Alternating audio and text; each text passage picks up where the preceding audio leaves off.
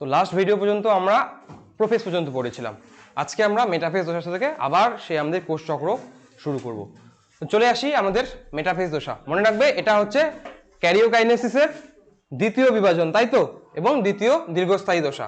কি কি ঘটনা ঘটে এখানে প্রথমে আমরা শুনে নিই। এটা কি? মধ্যবর্তী দশা। এই দশার মেন বৈশিষ্ট্য হলো ক্রোমোজোমগুলো মাঝ বরাবর অবস্থান করে, এটাই হচ্ছে মেইন।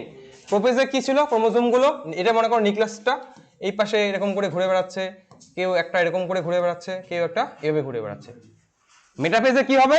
এই সবগুলোই এক লাইনে চলে আসবে, একবারে এক লাইন বরাবর অবস্থান করবে। এটা হচ্ছে মেটাফেজ দশার প্রধান বৈশিষ্ট্য। এবার আমরা একটা একটা করে পড়ি। আগের দশায় আমরা প্রোফেজে কি পড়েছিলাম? বেমতন্তু তৈরি হচ্ছে, তাই তো। এই দেখো বেমতন্তুগুলো তৈরি হচ্ছে, তাই না? মেটাফেজ দশায় আমরা এসে পড়ব যে বেমতন্তুগুলো একদম গঠন সম্পূর্ণ হয়েছে, সুন্দরভাবে গোটাটাতে তৈরি হয়ে গেছে। এইবার ক্রোমোজোমগুলি সেন্ট্রোমিয়ারের অ্যানাস্ট্রাল বেম, এটা কি লিখছে? এটা একটু ভুল, এটা এটা এই লাইনটা ফলো করবে না। এরপর কি হবে? আমাদের যে বেমগুলো, মনে করো এখানে ছবিটা আঁকাই তাহলে বুঝতে পারবে। এই হচ্ছে ছবি, এই পাশে হচ্ছে আমাদের সেন্ট্রিওল, তাই না? আর আমাদের বেম গঠন এই কমপ্লিট হয়ে গেছে এরকম করে। এবার এই বেমগুলো গিয়ে কার সঙ্গে যুক্ত হবে? ক্রোমোজোমের কাইনেটোকোরের সঙ্গে গিয়ে যুক্ত হবে। মাঝখানে কি কাইনেটোকোর থাকে, এই গিয়ে যুক্ত হয়ে গেল। এই পাশে দেখা গেল এটা, এটা গিয়ে এও আবার গিয়ে ক্রোমোজোমের সঙ্গে যুক্ত হবে।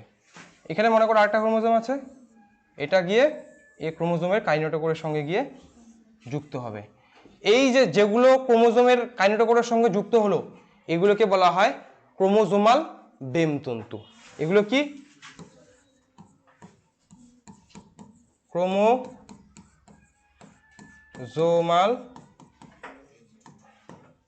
বেমতন্তু। বোঝা গেল এটা ক্রোমোজোমাল বেমতন্তু। আসি এবার আগের ইয়েটাতে কি লেখা আছে। এটি দীর্ঘস্থায়ী দশায় ক্রোমোজোমাল তত্ত্ব না, এটা তন্তু হবে, তন্তুর সঙ্গে আবদ্ধ হয় এবং ক্রোমোজোমগুলি ক্রোমোজোমের বিষুব অঞ্চলের দিকে সঞ্চালিত হয়। বিষুব অঞ্চল বলতে বোঝায় মাঝ বরাবর।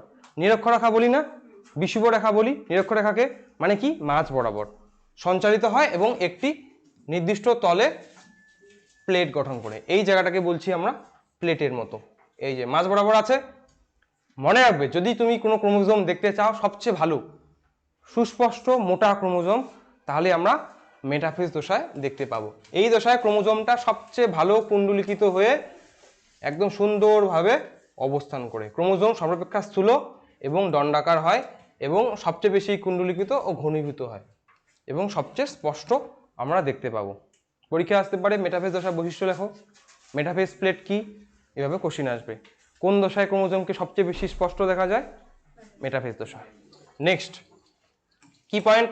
মেটাফেজ প্লেটের ভেতরের দিকে ছোট ক্রোমোজোমগুলি এবং পরিধি বরাবর বড় ক্রোমোজোমগুলি সজ্জিত থাকে। এইবার যেগুলো পুচকি ক্রোমোজোম সেগুলো কোন দিকে থাকবে? ভেতরের দিকে। মানে এই যদি প্লেটটা হয়, এই ছোটগুলো থাকবে আমাদের এটা এটা নেই, যদি ছোটগুলো থাকবে এইদিকে আর বড়গুলো পরিধি বরাবর, ছোটগুলো মাঝখানে, বড়গুলো পরিধি বরাবর, ছোটগুলো মাঝখানে, বড়গুলো পরিধি বরাবর অবস্থান করবে। তারপর কি আছে? প্রতিটি ক্রোমোজোম সিস্টার ক্রোমাটিডগুলি স্পষ্টভাবে দেখা যায়। এবার সিস্টার ক্রোমাটিড কি? যদি এই ক্রোমোজোম আমি আঁকলাম, এটা একটা ক্রোমোজোম, এটা আর একটা ক্রোমোজোম, এটা মনে করো 1 নম্বর ক্রোমোজোম। আমাদের কি ডিপ্লয়, তাই তো? আমাদের কয় জোড়া ক্রোমোজোম আছে? 1 জোড়া। 1 নম্বর ক্রোমোজোম কয়টা থাকবে? একটা একটা করে, তাই না? এগুলোকে বলা হয় সমসংস্থ ক্রোমোজোম। মানে দুটো ক্রোমোজোম যখন একই রকম হবে তখন তাদের বলি সমসংস্থ ক্রোমোজোম। এখানে 1 নাম্বার ক্রোমোজোম বাবার আর 1 নাম্বার ক্রোমোজোম মার, দুটো কি একই রকম দেখতে হবে, তাই এই দুটোকে আমরা কি বলবো, সমসংস্থ ক্রোমোজোম। এবার এই বাবার ক্রোমোজোমের কি এটা একটা ক্রোমাটিড আর এটা একটা ক্রোমাটিড, তাই না? এই দুটাকে আমরা বলবো পরস্পরের সিস্টার ক্রোমাটিড, সিস্টার ক্রোমাটিড। এই দুটাকেও বলবো সিস্টার ক্রোমাটিড পরস্পরে। কিন্তু আমি এটার সঙ্গে এটা যদি আমি দেখি তখন তাদের আমরা বলবো নন সিস্টার ক্রোমাটিড। হলো, বুঝা গেল?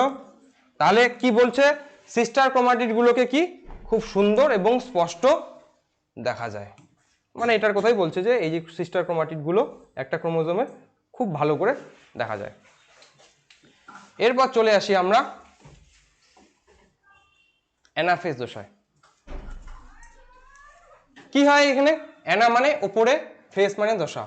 এই দশায় ক্রোমোজোমগুলি আগে কি মাঝ বরাবর ছিল, এইবার পরস্পর থেকে মাঝ বরাবর থেকে পরস্পর থেকে বিপরীত দিকে চালিত হবে।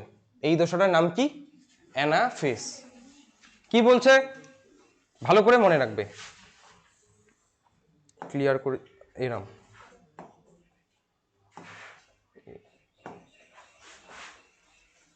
এই দেখাগুলো 1 নম্বর পয়েন্টটা পড়ি। প্রতিটি ক্রোমোজোমের সেন্ট্রোমিয়ার দৈর্ঘ্য বরাবর বিভাজিত হয়ে যায়। মেটাফেজে এরকম করে ছিল সেন্ট্রোমিয়ার, আর এরকম করে ক্রোমোজোম ছিল, তাই তো? এরকম করে ক্রোমোজোম ছিল, এরকম মাঝখানে সেন্ট্রোমিয়ার। এবার কি হবে, সেন্ট্রোমিয়ারটা মাঝ বরাবর ভাগ হয়ে যাবে। ভাগ হয়ে গেলে কি হবে যাবে, ওই উপরের এটা মিলে একটা ক্রোমোজোম আর নিচে এটা মিলে আর একটা ক্রোমোজোম। এবার কি এখানে কয়টা ক্রোমোজোম, একটা, এখানে কয়টা হয়ে গেল, দুটো অপত্য ক্রোমোজোম তৈরি হয়ে গেল, হলো? ঠিক এখানেও এটা বিভাজিত হয়ে এই একটা ক্রোমোজোম আর এই একটা ক্রোমোজোম। তাহলে বোঝা গেল কি বলছে, প্রতিটি ক্রোমোজোমের সেন্ট্রোমিয়ার দৈর্ঘ্য বরাবর বিভাজিত হয়, ফলে প্রতিটি সিস্টার ক্রোমাটিড নিজস্ব সেন্ট্রোমিয়ার পায় এবং অপত্য ক্রোমোজোম হিসেবে আচরণ করে। আগে এটা কি ছিল, সিস্টার ক্রোমাটিড, এটা কি ছিল, সিস্টার ক্রোমাটিড। ক্রোমোজোম ভাগ হওয়ার ফলে কি এই সিস্টার ক্রোমাটিডটা একটা সেন্ট্রোমিয়ার পেল, এই সিস্টার ক্রোমাটিডটা আর একটা সেন্ট্রোমিয়ার পেলো। এবার এদেরকে আমরা কি বলবো, অপত্য ক্রোমোজোম বা নতুন বাচ্চা ক্রোমোজোম। নেক্সট, ক্রোমোজোমাল তন্তুগুলির দৈর্ঘ্য হ্রাস পেতে থাকে এবং টিউবুলিন প্রোটিনগুলি সেন্ট্রোমিয়ার অঞ্চল থেকে বিয়োজিত হয়। কথা বলছিস কেন, দেখো ভালো করে। ক্রোমোজোমাল তন্তু, কোনগুলো ক্রোমোজোমাল তন্তু ছিল, যেগুলো ক্রোমোজোমের সঙ্গে গিয়ে যুক্ত থাকে, তাই না? এগুলো ক্রোমোজোমাল তন্তু বলবো। মনে রাখো যে এখানে একটা ক্রোমোজোম আছে,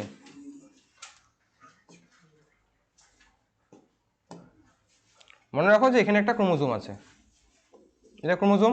এবার ক্রোমোজোমের কি থাকে, কাইনেটোকোর থাকে, তাই না? এটা কাইনেটোকোরটা, আর বড় করতে হবে আমাকে,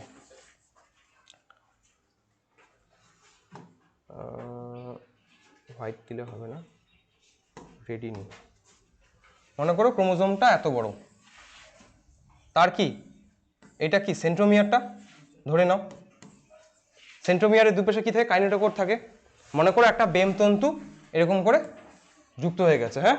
এবার বেমতন্তুটা কি দিয়ে তৈরি বলছি, টিউবুলিন প্রোটিন। এবার তুমি যদি ক্রোমোজোমের কাইনেটোকোরটা দেখো, ক্রোমোজোমের কাইনেটোকোরটা, এই যে ক্রোমোজোমের আমরা কাইনেটোকোরটা দেখি এই পাশে কালারটাও যে হচ্ছে, এই পাশে একটা কাইনেটোকোর, এই পাশে কাইনেটোকোর, তাই তো? এইটুকু কাইনেটোকোরকে আমরা এখানে ছবিতে ভালো করে দেখব, এইটুকু জায়গাকে কিভাবে বেমতন্তু যুক্ত হয়। এই দশায় কি ঘটে, সেন্ট্রোমিয়ার থেকে এই টিউবুলিন প্রোটিনগুলো আস্তে আস্তে করে বের হয়ে যাচ্ছে। এইবার একটা জিনিস এরকম করে আছে, এটা মনে করো ক্রোমোজোমটা, বেমতন্তুটা যুক্ত হয়ে আছে, তাই তো? এবার আঙুলটা যদি আমার খসে যায় তাহলে কি হয়ে যাবে, খসে যাচ্ছে এবং ক্রোমোজোমটা পিছন দিকে সরে আসছে, তাই তো? এখানেও সেম জিনিসটা বুঝবে, এটা একটু কঠিন একটু, হ্যাঁ? ধরে আছে সেন্ট্রোমিয়ারটা, টিউবুলিনটা খসে যাচ্ছে, এই না যে ছেড়ে দিচ্ছে, ছেড়ে দিলে কি হয়ে যেত, ক্রোমোজোমটা ওদিকে চলে যেত, তাই না? ধরেও আছে, আবার বেমটা খুলেও যাচ্ছে, তাহলে কি হবে, আস্তে আস্তে আস্তে আস্তে বেমটা ছোট হয়ে যাচ্ছে বেমটা আস্তে আস্তে কি হয়ে যাবে, এই পিছন দিকে আসবে, বেমের গমনটা পিছন দিকে হবে এবং ক্রোমোজোমটাকেও তার সঙ্গে সঙ্গে টেনে নিয়ে আসবে। ছবিতে আঁকা দিই, এরকম করে মনে করো ক্রোমোজোমটা আছে আর এদিকে বেমটা যুক্ত হয়ে আছে। এবার মনে করো এই টিবিউলিন প্রোটিনগুলো এরকম করে আছে, শর্টকাট করে দিচ্ছি যাতে বুঝতে পারো। এইবার এটা হচ্ছে কাইনেটোকোরটা মনে করো, এটা হচ্ছে কাইনেটোকোরটা মনে করো। এইবার এখানে ধরেও আছে, আবার এখান থেকে একটা করে আমাদের টিবিউলিন প্রোটিনগুলো খসে যাচ্ছে আবার। তার ফলে কি হয়ে যাবে, আস্তে আস্তে বেমটা কি হয়ে যাবে, ছোট হয়ে যাবে। বেমটা এবার হয়ে যাবে ছোট, আর ক্রোমোজোমটা তাকে এখানে ছিল আগে ক্রোমোজোমের পজিশনটা, এবার ক্রোমোজোমের পজিশনটা হয়ে যাবে পিছনের দিকে। একটা ক্রোমোজোম ঠিক এদিকে যাবে, অপরটা যে ছিল ও এইদিকে যাবে, তাহলে বিপরীতমুখী গমন করবে। কেন? কারণ টিবিউলিন প্রোটিনগুলো এখান থেকে টিবিউলিন প্রোটিনগুলো ভেঙে যাচ্ছে, ভেঙে যাওয়ার ফলে আমাদের বেমটা ছোট হয়ে আসছে এবং ক্রোমোজোমটা বিপরীত মেরুর দিকে গমন করছে। এই যে টিবিউলিন প্রোটিনগুলি হ্রাস, সেন্ট্রোমিয়ার অঞ্চল থেকে ক্রমাজিত বিয়োজিত হওয়ায় ক্রোমোজোমাল তন্তুর দৈর্ঘ্যে হ্রাস ঘটে। এই দেখো টিবিউলিন প্রোটিনগুলো বের হয়ে যাচ্ছে, তাই ক্রোমোজোমাল যে তন্তুগুলি যেটা আগে এত বড় ছিল সেটা এখন আস্তে আস্তে ছোট হয়ে যাচ্ছে। নেক্সট পয়েন্ট পড়ি। ক্রোমোজোমাল তন্তুগুলির দৈর্ঘ্য হ্রাস এবং সিস্টার ক্রোমাটিডগুলির মধ্যে বিকর্ষণের ফলে পরস্পর থেকে বিপরীত দিকে চলে যায়। এবার কি, যেহেতু এগুলো হ্রাস ঘটছে এবং এই তন্তুটা পরস্পরকে কি করবে, বিকর্ষণ, যার ফলে কি হয়ে যাবে, পরস্পর এ এদিকে চলে যাবে, এ বিপরীত মেরুর দিকে চলে যাবে। ওটার বলছে এই যে বিপরীত মেরুর দিকে চলনটা, এটাকেই বলছি অ্যানাফেজীয় চলন। পরীক্ষায় আসতে পারে অ্যানাফেজীয় চলন কাকে বলে, অ্যানাফেজীয় চলনের কারণ কি, কারণ হচ্ছে এখান থেকে লিখতে হবে, এখান থেকে এই পর্যন্ত। এবার এই চলনের ফলে কি হবে, ক্রোমোজোমগুলি মাঝ থেকে নিরক্ষীয় অঞ্চল থেকে কি হয়ে যাবে, আমাদের বিপরীত মেরুর দিকে যাবে। এবং মনে রাখবে আমাদের মাঝ অঞ্চলে আবার কিছু তন্তুর আবির্ভাব ঘটবে যাদের বলা হয় ইন্টারজোনাল তন্তু। ইন্টারজোনাল তন্তুর আবির্ভাব করে, এদের মাঝখানে এরকম করে আবার কিছু তন্তুর আবির্ভাব ঘটবে এরকম করে। এবার পড়ো, এই সময় ক্রোমোজোমগুলো যখন চলন হবে বিভিন্ন আকৃতির দেখায়। এবার মনে করো এখানকার মনে করো অ্যানাফেজীয় চলন হচ্ছে, এই কোষের ছবি আঁকলাম।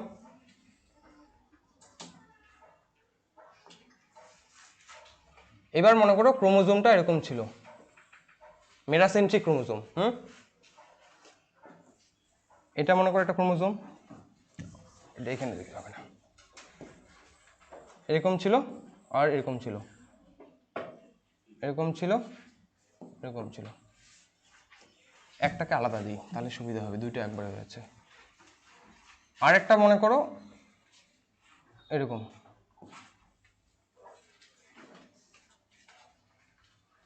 এটা কি অ্যাক্রোসেন্ট্রিক, এটা কি মেটাসেন্ট্রিক ক্রোমোজোম। এটা মনে করো অ্যাক্রোসেন্ট্রিক ধরে নাও, সাবই করে দিই এটাকে, সাব মেটাসেন্ট্রিক। এই পাশে এই জায়গাটাকে একটু বড় করে নিই তাহলে একবারই চারটাই হয়ে যাচ্ছে। মনে করো এই পাশে আমি দিলাম, খুব ঝামেলা হচ্ছে এত গরম। মনে করো এটা অ্যাক্রোসেন্ট্রিক ক্রোমোজোম, মাঝখানে সেন্ট্রোমিয়ার, আর এই পাশে দিলাম আমি টেলোসেন্ট্রিক ক্রোমোজোম। এবার এখানে কি সেন্ট্রিওল, এই পাশে সেন্ট্রিওল, বেমতন্তুগুলো যুক্ত হবে, তাই তো। আমি এখানে একসঙ্গে দিয়ে দিলাম সবগুলোকে এরকম করে, এই পাশে গিয়ে এখানে। এবার মেটাফেজ দশা এরা আছে, অ্যানাফেজ দশা আছে, সরি। এবার কি হবে, বেমতন্তুগুলো টানবে, তাই তো, এদিকে টানবে ও দিকে টানবে। এইবার একটা এরকম একটা সুতো আছে, তুমি যদি মাঝ বরাবরকে টানো কি হয়ে যাবে, এটা গিয়ে ভি শেপের হয়ে যাবে না। কোনো একটা সুতো আছে সোজা, ওটাকে যদি তুমি মাঝখান থেকে টানো ভি এর মতো হয়ে যাবে না। তেমনি এই যে ক্রোমোজোমগুলোর আকারের উপর নির্ভর করে ক্রোমোজোমগুলো কেমন দেখতে হয়। এই মেটাসেন্ট্রিক ক্রোমোজোমটাকে যদি আমি টানি আর একটু প্রপার হবে মেটাসেন্ট্রিক। তাহলে আমি এটাকে যদি সেন্ট্রোমিয়ারটা এই যে বেমতন্তু যদি টানে এঁকে কেমন দেখতে হবে, এটা ভি আকৃতি দেখতে হবে, তাই না? দুটি সমান ছিল, এটাকে যদি আমি টানি কেমন দেখতে হবে, ভি এর মতো দেখতে হবে। গেল। এইবার যদি আমি অ্যাক্রোসেন্ট্রিকটাকে টানি, কোনটা অ্যাক্রোসেন্ট্রিক আমরা আঁকছি, এটা সাবমেটাসেন্ট্রিক আঁকছি আমরা, হ্যাঁ। এটাকে যদি টানি কেমন হবে, এটা একটা দড়ি এরকম ছিল, একে আমি এখান থেকে টানছি, কেমন হবে, এটা এল এর মতো হবে, তাই না? এই জায়গাটা এই পাশে চলে আসবে, এসে এল এর মতো হবে। তাহলে সাবমেটাসেন্ট্রিক কেমন দেখতে হবে, এল আকৃতির, মানে টানবো যখন তখন ক্রোমোজোমটা দেখতে পাবো এরকম, তাই না? এটাকে যখন টানবো কেমন দেখতে পাবো ক্রোমোজোমটা, এরকম, তাই না? আর যখন অ্যাক্রোসেন্ট্রিককে টানবো আমরা, এটা অ্যাক্রোসেন্ট্রিক, তখন কেমন দেখতে হবে, এই যে এরকম, এটা আর একটা এরকম, তাই না? বেশি হয়ে গেল সেন্ট্রোমিয়ার এরকম। এটা কেমন হচ্ছে, জের মতো দেখতে হচ্ছে না, জের মতো। এবার টেলোসেন্ট্রিককে এটাকে টানো, কেমন দেখতে হবে, আই এর মতো দেখতে হবে। এই যে সেন্ট্রোমিয়ারের ক্রোমোজোমের আকৃতির উপর অ্যানাফেজ দশায় ক্রোমোজোমকে বিভিন্ন আকৃতির দেখায়। কি কি, মেটাফেজ ক্রোমোজোমকে দেখায়, মেটাসেন্ট্রিক ক্রোমোজোমকে দেখায় ভি এর মতো, সাবমেটাসেন্ট্রিককে দেখায় এল এর মতো, অ্যাক্রোসেন্ট্রিককে দেখায় জে এর মতো, এবং টেলোসেন্ট্রিককে দেখায় আই এর মতো। এই যে এটা পয়েন্ট গেল। এই যে প্রাণী কোষে ইন্টারজোনাল তন্তুগুলি একত্রিত হয়ে স্টেম বডি গঠন করে। এই দেখো এইগুলো পরস্পর একসঙ্গে থাকে, হ্যাঁ। এই যে এবার ক্রোমোজোমগুলো কি আলাদা হয়ে যাচ্ছে, মাঝখানে এই ইন্টারজোনাল তন্তুগুলো বাকি থেকে গেল, তাই তো? এদেরকে একসঙ্গে আমরা বলছি স্টেম বডি। এটাই হচ্ছে তোমাদের তৃতীয় ফেজ বা এনাফেজ দশা। এরপর আমরা লাস্ট দশায় যাব, সেটা হচ্ছে টেলোফেজ দশা। টেলো মানে হচ্ছে শেষ বা লেজ, শেষের দিকে। এইবার কি হলো, এনাফেজ দশায় বেম তন্তুগুলো, এটা যদি নিউক্লিয়াস হয়,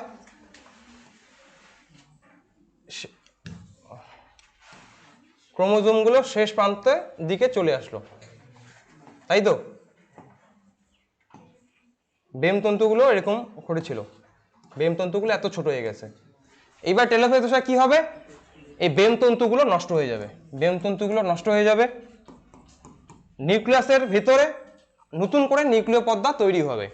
এই ক্রোমোজোমগুলো চারিদিকে একটা নিউক্লিয় পর্দা, এইগুলো চারিদিকে নিউক্লিয় পর্দা, নিউক্লিওলাস আবার পুনর্গঠিত হবে, নিউক্লিওলাস আবার গঠিত হবে, বেমতন্তু নষ্ট হয়ে যাবে, বেমতন্তুগুলো নষ্ট, আর কি হবে, এইবার জল প্রবেশ করবে ভিতরে, নিউক্লিয়াসের ভিতর জল প্রবেশ করবে। তাহলে কি হয়ে যাবে, প্রোফেজের যেটা ছিল তার উল্টো, তাহলে কি হয়ে যাবে, ক্রোমোজোমগুলো আবার কুণ্ডলিকিত হয়ে যাবে।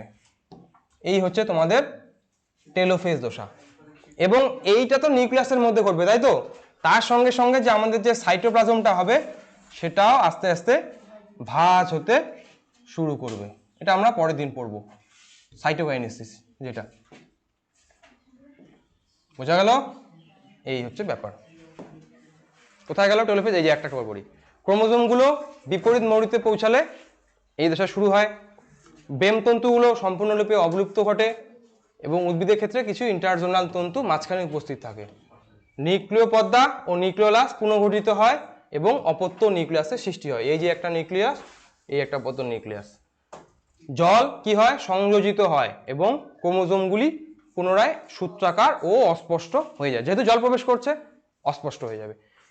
এবং প্রাণী কোষের ক্ষেত্রে মাঝ বরাবর যে খাসটা, এটা আরো গভীর হতে থাকে। লাস্টের দিকে দেখবো আমরা, পরের দিন যখন সাইটোকাইনেসিস পড়বো তখন দেখবো যে এই খাসটা বড় হতে হতে হতে হতে এরকম করে চলে আসবে, একবারে লাস্টে দেখা যাবে একবারে মিলে গিয়ে দুটো কোষ তৈরি হয়ে যাবে। সেটা কিভাবে হয় সেটা আমরা পরের দিন পড়বো। তো আজকের ভিডিওটি এই পর্যন্তই থাকবে। যদি তোমাদের ভালো লাগে অবশ্যই আমাদের চ্যানেলটি সাবস্ক্রাইব করবে এবং ভিডিওটিতে লাইক এবং কমেন্ট করবে। Thank you.